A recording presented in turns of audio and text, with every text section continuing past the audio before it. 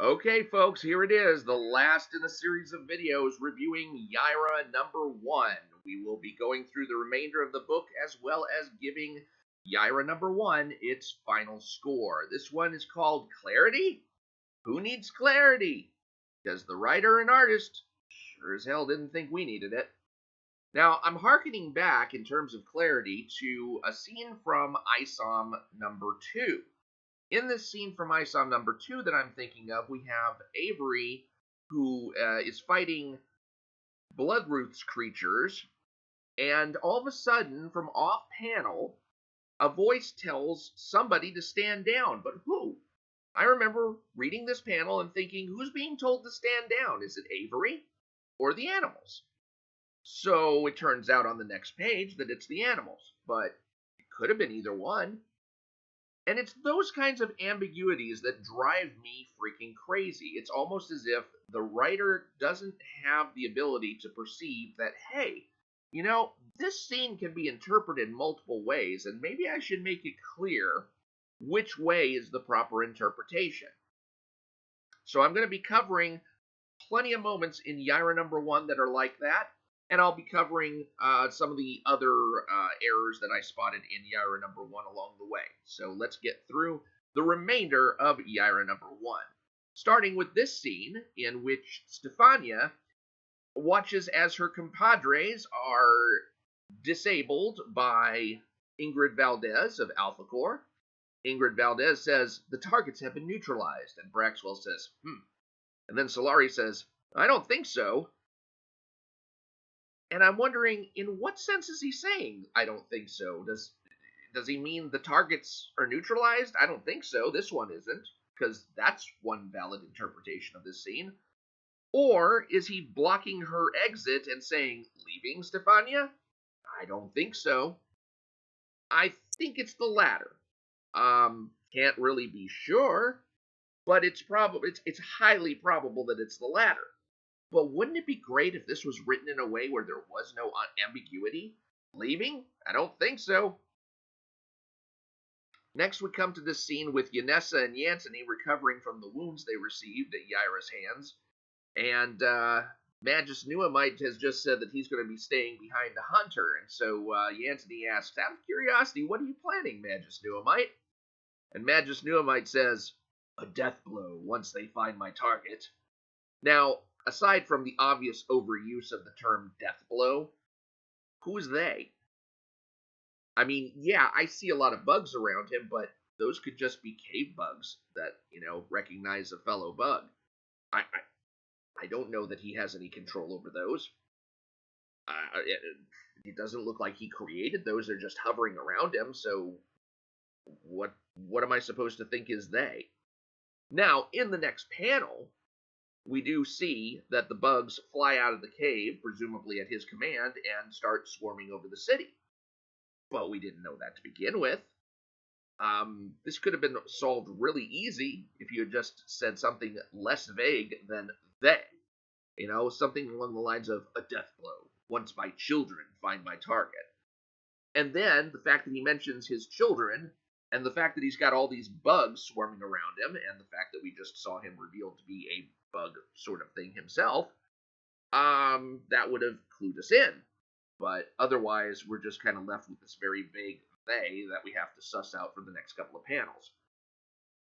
Always try to get your reader the information he or she needs right away. You don't need the reader guessing or grasping at the stuff that you actually want the reader to know. Now we have this scene where Altona is taking one of the bugs for a sample, and then she looks around and she says, I'm going to need Lab 4 set up for potential biohazard containment. Who's she talking to? Is she just talking to herself? Because this sounds exactly like something you would say if you were talking to one of your, underlings or something, basically saying, I'm going to need this. Go set it up for me. But there's no phone. There's no, communications ear stud. There's no other person in sight. It just looks like she's talking to herself, and she's saying an awful lot for somebody who's about to be swarmed by bugs. So I'm looking at this next picture where she's in the building and running, And I'm thinking that dialogue really belongs in that picture. Because if she says in this picture, I'm going to need Lab 4 set up for potential biohazard containment, we can at least imagine that she's talking to someone who is going to do that, who's going to carry out that instruction from her. By the way, how the hell did she get into the building? Because that is not a door. There's no handle on it. There's no sliding mechanism seen anywhere on it. It looks like it's raised at the bottom, which matches the wall. There's nothing door-like about this. I mean, is this supposed to be a force field rather than a window that she passes through? Or is this just bad art? Moving on. So here in this scene, Stefania and her compadres are being processed by Alpha Core. And Solari says, stand absolutely still while being scanned, punks. Hey, this is bullshit, man. I got rights. Absolutely. Still. And the reason I'm reading it like that is because when I see those words, I'm thinking to myself, he's saying, absolutely you have rights. Still, I need you to comply. And then I realized, that's probably not what he means. He probably means something along the lines of, stand absolutely still. You could have said that. You could have said, stand absolutely still. But instead, you had to be ambiguous. And then Solari says, Miss Martinez, respect is a two-way street. If you want to be listened to, please acknowledge me when I'm speaking to you. What do you want from her? Do you want her to stand absolutely still? Or do you want her to do a song and dance indicating that she heard you? I hate it when characters just contradict themselves needlessly. So, of course, she gives him the finger. And then Braxwell says, huh. And then Ingrid Valdez says, but she's a lot like Yaira. I bet she can tell us how many more of them there are. What is she saying but to? Is she saying but to Braxwell's I don't... There's nothing to say but to. There's no thing that she's rebutting. Now, it could be that the dialogue here is out of order, and what we should have read first is, that is obviously not the kind of acknowledgement I meant. But even then, even if it's true and they just screwed up the dialogue balloon arrangement, there's nothing that he says that requires a but to start her sentence. That just shouldn't be there. Now we go into the invasion of the prison by Yaira, where she is releasing all of these prisoners. And this is actually a pretty good this is a pretty good page. I mean, I like the artwork. I like the full page effect of it. But what I don't understand is why we have these two inset panels. They don't perform any function. They're not leading us anywhere. Why is it that they exist? And I'm just looking at this thinking to myself, this could have been done better, or they could have just left this out altogether. We don't even need these panels. But if you are going to have these panels, then what you should do is connect dialogue to those panels so that they have a reason for being. You connect the first dialogue balloon to the upper panel, and then you connect the last dialogue balloon to the lower panel, and now you've given those panels a reason to exist, where they didn't have one before. Without this, I mean, I would just rather have seen a full-page spread of the whole prison, and that be it. Now we've just got a study in bad panel and page design. Whew, let's go through it. We start here with this piece of dialogue. Contain the prisoners. Yaira will only come after me, I guarantee it. And then what is the next logical piece of dialogue to go to? It's this right here. Do you know if she needs you alive or dead? Which he appears to be saying to Ingrid Valdez. But obviously he's not talking to her, because that sentence makes no sense in context of that. And so you realize that something's gotten out of sequence. Now it turns out that the next piece of dialogue that we should have seen, or that we should have read, was Ingrid Valdez saying, yes, sir. But we won't naturally think that, because it's connected down to the the caption, the panel below it, which would usually indicate that that is the last piece of dialogue that we're supposed to read before moving on to the next panel. But what it looks like the artist tried to do was make this into a dual panel kind of read, which just doesn't happen in comics. You don't have two different lines of sight that your eyes travel through when you're reading a comic. And it looks like the artist is trying, and the letter and whoever else is involved in this is trying to take the dialogue and make it a double path here.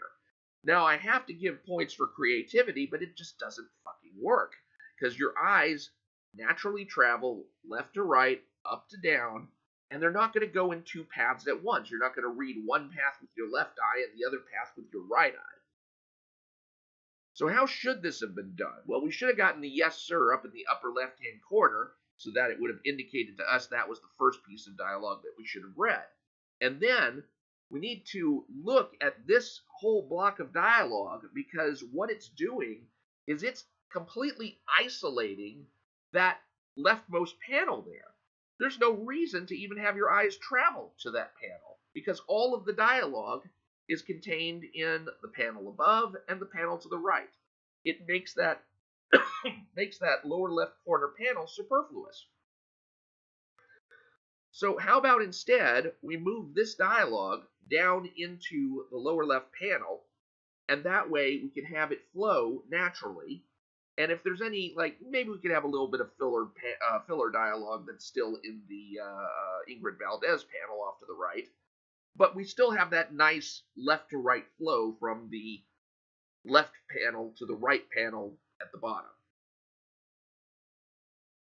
Now we have Solari and Stefania stepping outside into the chaos where Stefania remarks, "Whoa, holy crap, he bit that guy's tongue out." And Solari says, "Hey, this isn't for your eyes, civilian." And when I hear that, I think, does that mean you're supposed to have military clearance? Is he saying, "This classified project isn't for your eyes, civilian"? As if because she's not a military person, she shouldn't be seeing this? I mean, she was about to be incarcerated here. That doesn't make much sense. And then I realized what he's probably saying is, "This trauma-inducing sight isn't for your eyes, civilian," wanting to protect civilians from having to see, all of the horrors that go on within a prison. It could have been written that way. Now we've got this piece of dialogue, and you got it wrong. You're the one inconveniencing me. And I have been struggling to figure out what that actually connects back to. It's as if Yaira said something to the effect that he was inconveniencing her, but I found no such dialogue. And I think what it might refer to is this part from a few pages back where she says, "You want to fuck with my life? I'll fuck with yours." But how is she wrong then? Because if he's saying you're the one inconveniencing me, and she's promised to do it if he fucked with her life, which he has already done, then she's not wrong in that she's inconveniencing him now. I kind of hope maybe the next dialogue balloon would help because he says, "That ends here. Do you know how many people you endangered with that little oil field stunt of yours?" Except the oil field stunt that he's referring to didn't involve him at all. So how was he inconvenienced? I mean, he's basically saying as if that was a provoking inconvenience, and so he's only reasonably retaliating.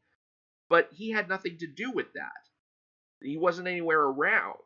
We don't know of any kind of rescues he did. We don't know that he put out the fire. We don't know anything about his connection to the oil field stunt because there wasn't one established. So why is he saying this? It's just bad dialogue. So now she smashes the ice wall behind her, which has some sort of effect on him because she doesn't hit him, but for some reason he's falling backwards and collapsing now. Why? We don't see in the picture any kind of ice falling on him. We can see a couple of stalactites, falling his way, but other than that, nothing's happening. Although I think this crumble is supposed to imply that there is a big mountain of ice right about to fall down on him. But then in that case, why isn't that shown? When that could be the most exciting thing you could possibly put on this page? And sure enough, he's on the ground and he breaks his way out of a mound of ice that has landed on top of him. And then he starts digging through the ice for Yaira, saying, I guess they don't teach you how to brace for impact where you come from. I bet you're regretting it now. The headache you'll have when you wake up. Okay, he hasn't found her, so he doesn't see her to see that she's, like, unconscious or anything.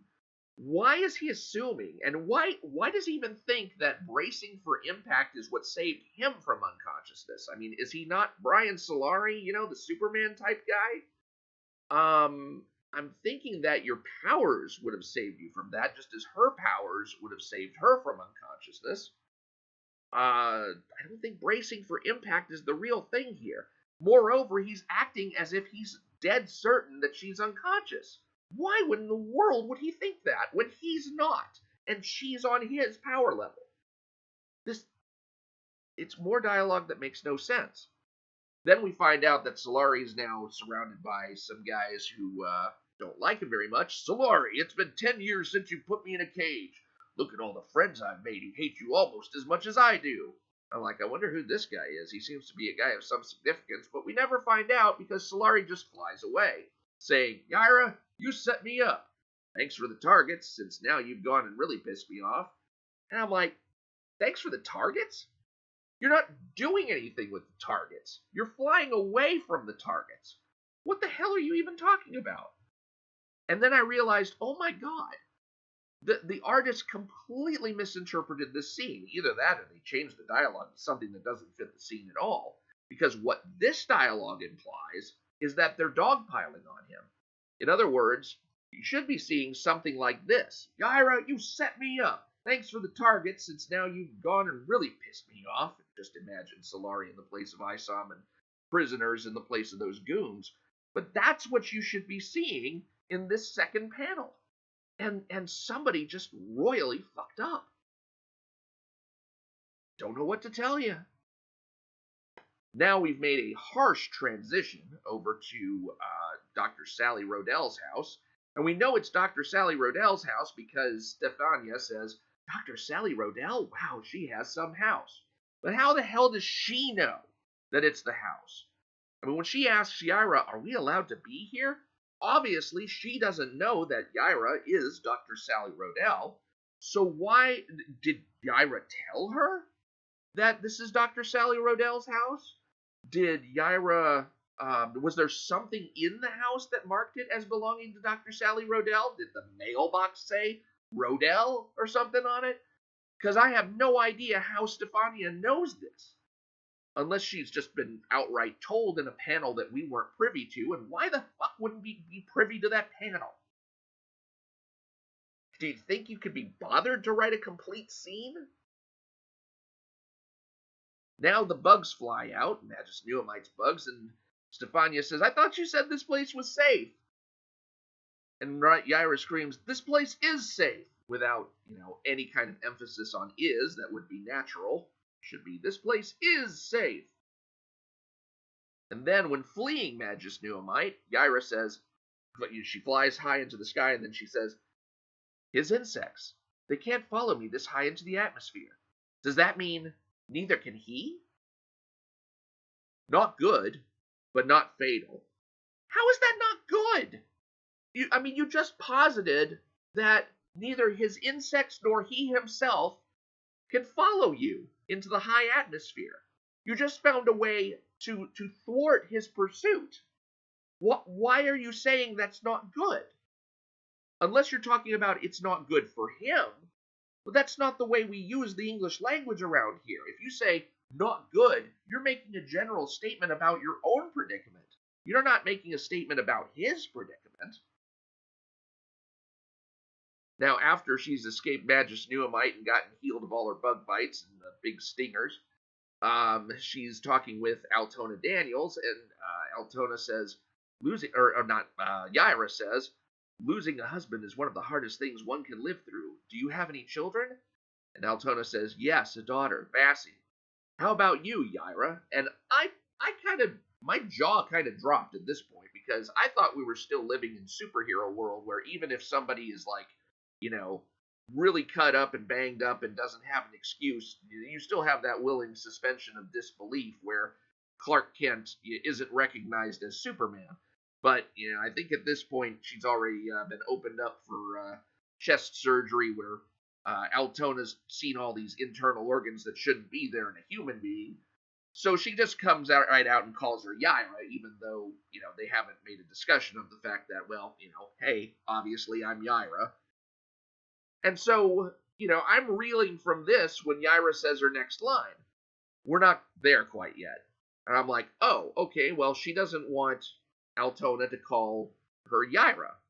We're not there quite yet, I still haven't introduced you to myself as such.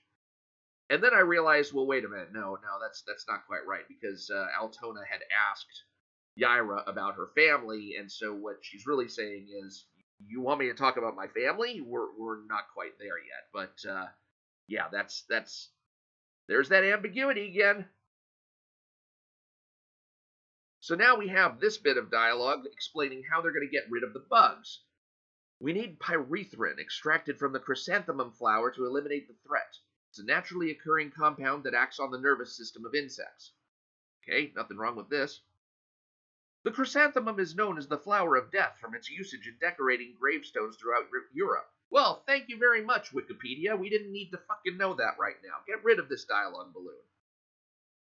You're going to need to build this machine to get the compound into the air to kill the swarm. What is this machine? There is no particular machine. There's just, a hypothetical machine. So you would say you're going to need to build a machine to get the compound into the air to kill the swarm. And then, of course, Altona, being a genius, actually does create a machine to get the compound into the air to kill the swarm. So here we go. She says, let there be light, which is just kind of a reference to a general act of creation. And then there's the spray of all of the compound going into the air. And then for some reason, the spray is acting like a cyclone that's sucking the bugs in. Okay, not sure why that would be happening. And then they're all, popping on account of exposure to the chemical. Why is the spray acting like that? I mean, I thought the spray would just kind of naturally diffuse throughout the city, or they'd find some other way to diffuse or to diffuse the spray throughout the city. And I'm not exactly sure what's going on here. And then I realized, hold up a second. We've actually deviated from the original plan. Because what Yaira said was that you need to build a machine to get the compound into the air to kill the swarm. But there was nothing discussed about how to get that compound out into all the air in which that swarm was. And that was always going to be a problem. So what we actually have here is a sequence in which Altona is activating a light that attracts all of the bugs as if they were moths to a flame. And then the moths are actually burning up as if that's an actual flame. But the moths are then coming in to get close to the light, and that's where the chemical is, and therefore that is where they are popping. And honestly, it looks like from the last panel they're actually moths in a flame, as opposed to just like moths to a flame. They look like they're actually burning up.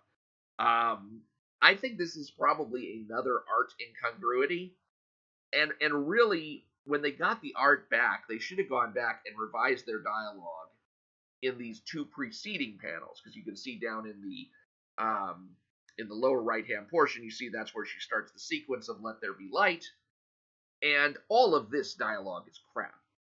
You should just have put an explanation of what the machine is going to do. And that way we would understand that, hey, what Yaira suggested was one thing, but I came up with a better solution. I'm going to do it this way. So, yeah, that's another great case of art not matching the actual intended effect here, because that is definitely not killing a swarm with poison in the air. That's burning the swarm alive. Now we flash back 10,000 years to Yaira's wedding. And apparently in one of these old Viking weddings, or Icelandic weddings, I guess that is, they exchange swords. So her husband-to-be says, I give you this ancestral sword to be passed on to the future generations of sons you will bless our family with as my wife. And then Yaira also gives him a sword, saying, Gorm, this is for you to protect your family. I came with nothing, but you will have everything. And when she says, I came with nothing, oh boy, does she mean it, because she came to Earth buck naked. She had nothing to offer but her crotch. And that pretty much got offered up right away, because no sooner does he help her up from the ground that they're macking. So yeah, it was love at first sight for crotch. So we go back to the wedding day, and she has this sword. Obviously, it must be a sword from Earth then, because there was no room for a sword in her hoo-ha. But when he grabs the sword, it glows green. Why is it glowing green? I mean, it's not from her homeworld. It must have been enchanted on Earth. And we have no idea why, or how, or through whom. It's just, all of a sudden, there's a magic sword. Magic swords are a thing now. Now, I wondered for a moment, when I was reviewing this a second or third time, whether or not maybe he was enchanting the sword. But, if he was enchanting the sword, why did he just give her a basic bitch sword? That would be kind of cheap of him. So, I don't know. Maybe just magic swords are a thing now. So Yaira and her magic sword later on get caught in a volcanic blast. She falls into the water, and as it appears she's dying, she says, I see them for the last time. They are as beautiful as the first time. And of course, not knowing what the hell she's talking about, because them is another ambiguous word, I think, well, she's probably hallucinating her family. She's thinking about, her husband, babies, and all that kind of stuff, and we just don't see them on the panel. Then we get to the second caption here, and we find out that it's the Aurora Borealis. Well, thanks. It's not like you couldn't have just said in the first caption, and I see the northern lights for the last time. No, just keep using ambiguous words like they and them instead of actually describing what you goddamn mean. And then all of a sudden, she sees some guy. And then she wakes up, and she's in a weird costume. She wonders, well, who's my benefactor? Who saved me? And then there he is. It's him. Could it be? Neptune. He is here. I found him. I'm like, okay, go up and talk to him then. Even if only for a moment, I will find him again. What? But he's right there. Go talk to him. What's the freaking problem here? Oh, wait. That's a statue, isn't it? I mean, I just thought it was bad underwater lighting because, who's to tell how this freaking comic is colored, but, I mean, yeah, that's a statue. Couldn't you have, made it look more statue-ish so as not to confuse? God damn, man. And then we get to our last couple of, we get to our last ambiguity, which actually comes from the thank you letter that the Soskas write. Let's take a look at this, because this is really, really interesting. We are the Soska Sisters, an identical twin horror writing, directing, and producing team from Canada. We got our start in comics writing our own Kill Crazy Nymphos Attack with Daniel Way, before writing a series of stories for a major publisher.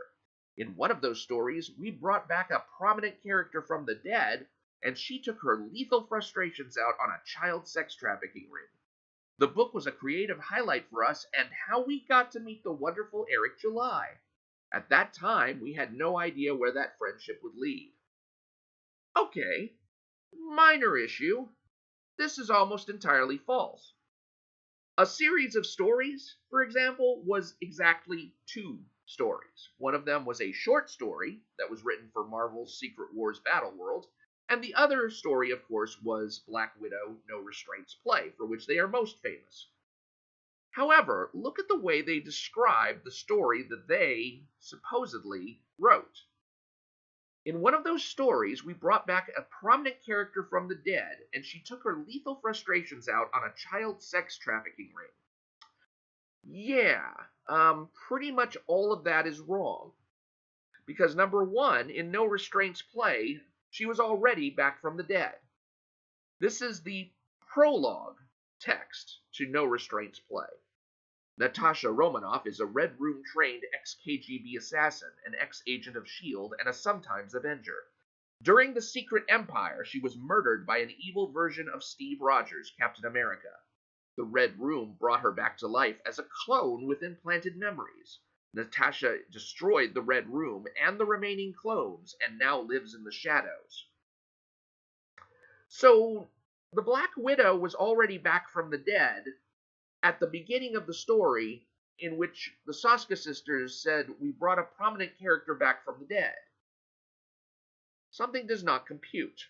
Moreover, she took her lethal frustrations out on a child sex trafficking ring. But what does No Restraints Play say? Needing to release some pent-up anger, Black Widow traveled to the lawless nation of Madripoor looking for a fight. The local peacekeeper, Tiger, brought her one. No Restraints Play, a website where customers bid on directing live torture sessions. That's not the same thing as a child sex trafficking ring.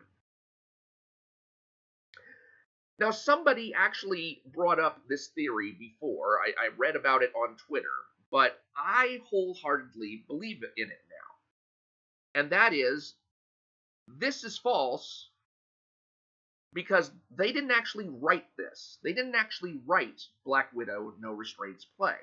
What they did was make a submission to Marvel Comics. Maybe it was a 5-issue script, but it was a story in which Black Widow came back from the dead, and then she went and broke up a child sex trafficking ring. And then Marvel took that original submission and turned it into something they were actually willing to publish. But they themselves did not really write No Restraints Play. And I think that's clear, especially when you realize that they just, from Yaira #1, they just don't have the chops for it. No Restraints Play was written or highly assisted by someone else who turned it into an actual story and published it through Marvel. They did not write the finished product. They don't even know what the finished product is, such that they could claim it for their own. They only remember what they did, which Marvel decided we're not going to use. And here's what's really hilarious about that. The book we didn't write was a creative highlight for us, and how we got to meet the wonderful Eric July. At that time, we had no idea where that friendship would lead, like having us write a book for him based on talent that we were not the ones to display. Wow, he must be kicking himself right now. He must be goddamn kicking himself, realizing that he hired a couple of people on the basis of stuff they didn't do. And just for good measure, you'll also notice that right down here, there's a failure to separate two paragraphs, because it ain't Rippaverse if it ain't fucked up. And the back cover also does the same. You have a little typo here, more than she bargained for, because it ain't Rippaverse if it ain't fucked up. So, Yaira #1, what is the final score? Well, it's not the clusterfuck that ISOM #2 was, but it really doesn't come that close to what ISOM #1 or Alpha Core #1 managed to achieve. I'm giving Yaira #1 a 4.5 out of 10. The artwork I actually had surprisingly little to complain about. I mean, it wasn't exactly soul-stirring artwork, but at the same time, I felt it was basically competent toward telling the story, except in those occasions where it was completely out of sync with the writing. And a lot of times, you have no idea whether that's really the artist's fault or the writer's fault. Sometimes it can be a little of both. So I don't really have much bad to say about Deborah Carita, except there's the unfortunate stigma that is kind of going to be attached to her on the fact that Kanan White had to come in and do some measure of re-education on her. Now, I don't know. I haven't watched like Ethan Van Sciver's programming on the artwork in Yaira #1. I hope to do that maybe sometime today. But I am just thinking to myself, Yaira #1 art wise turned out to be a fair book. So I'm not going to give the majority of the criticism here to Deborah Carita.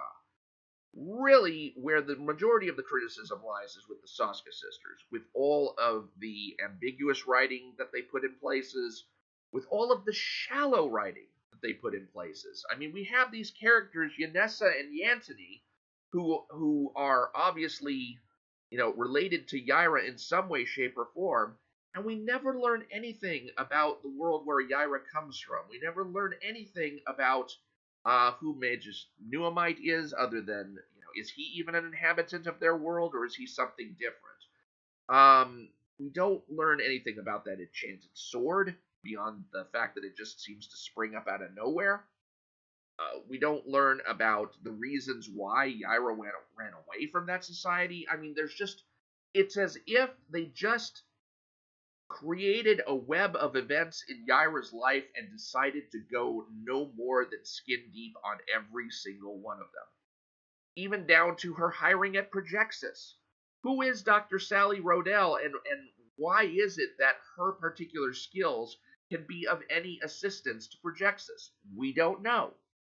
We don't know how she's going to apply her skills at her work. We don't even get to see her at work, other than when she's being worked on by Altona after suffering injuries from Magus Nuamite. That relationship, too, all of a sudden has accelerated beyond what any of us expected, because I thought there was going to be some tension between the two, and maybe there will be in the future, but there's going to be that added layer now that Altona knows that Sally is Yaira. There's so much missed opportunities, and that's what Rippaverse, by and large, is a company full of missed opportunity. I hope somebody's able to pull it around, and of course Gooding is right around the corner, and I have yet to read the salvage story in the Rippazine. Is there any hope left? I mean, we're not going uphill. ISOM #1 was a 6, ISOM #2 was a 3.0, Alpha Core number 1 was a 6, Yaira is a 4.5. I haven't done the math to see where the average of that lies, but it's not good. It's not good. I would really, really like to see more effort put into the editing, because nobody's doing the work there that needs to be done. Nobody is looking over these books with a critical eye. Nobody's even proofreading the goddamn back cover to see if there is a flaw in it. It's just a rush book. And it feels that way. It feels hella rushed.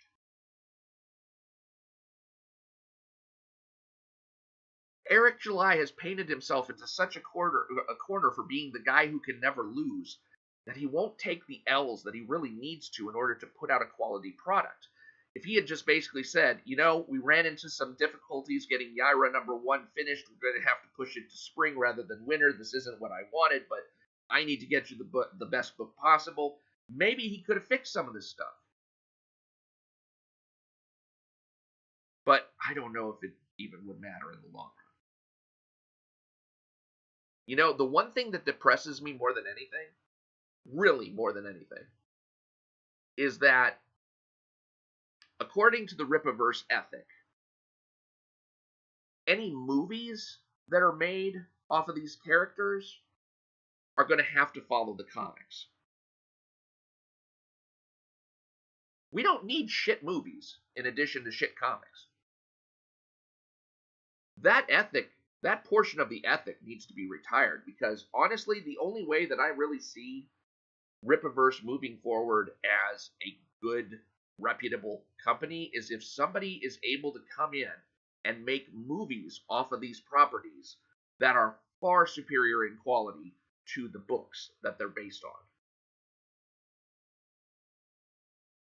And in order to do that, they're going to have to change up a fuck ton. Just like Marvel did, to wonderful effect.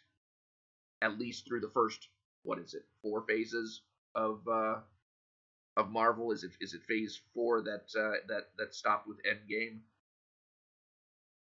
Oh, and by the way, I know they placed Far From Home, Spider-Man Far From Home, in the same block as Endgame, but really it doesn't deserve to be. It should be pushed into the next phase. But that's neither here nor there. I'm just basically saying everything up through Endgame, while not being perfect, of course, they made for a tremendous, tremendous series.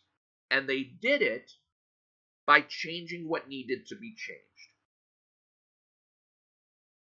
Rippaverse cannot just throw up the same movies on the screen as the comics. That's just transferring puke from one bowl to another.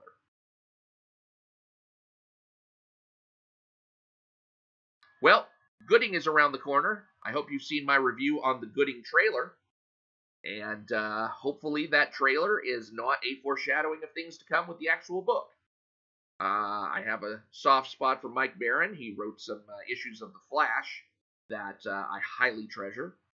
The first 4 issues in the annual of that 1986 run are probably some of the finest Flash issues there have ever been. And he's also wrote the series Nexus. If you have never read Nexus, I highly recommend you give it a try. I still have some regrets about the fact that I had the chance to buy the entire hardback Dark Horse archives of Nexus, and I passed it up. One of these days, I'm going to get around to reading those. But, yeah, Gooding the Polymath. I've got my copies on the way. Well, not on the way. I mean, I don't know when the latest campaign fulfillment is. But I will be reviewing that book. And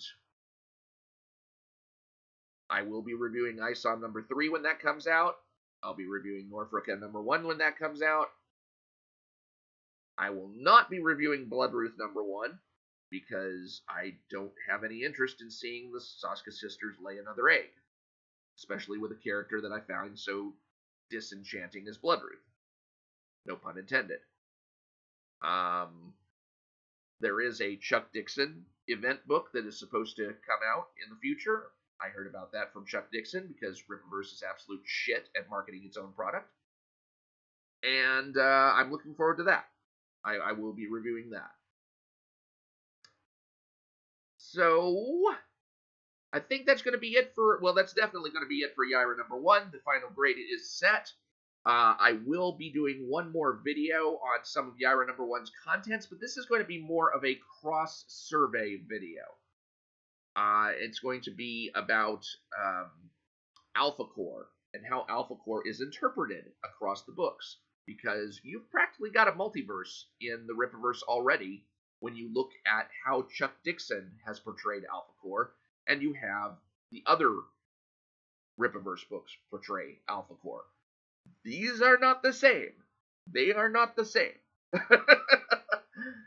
This is, it's pretty wild. I think one of the things that I never did cover from ISOM number 2 was the portrayal of Alpha Core in there. And I think it's time to dust off my copy of ISOM number 2, take a look at that, take a look at Yaira number 1, take a look at Alpha Core number 1, see whose vision of Alpha Core number 1 is actually closer to what Eric July originally intended. And then make some comments from there. So that's what I got planned in the near future, and I hope that you all will subscribe and stick around for the ride. And other than that, I will talk to y'all later.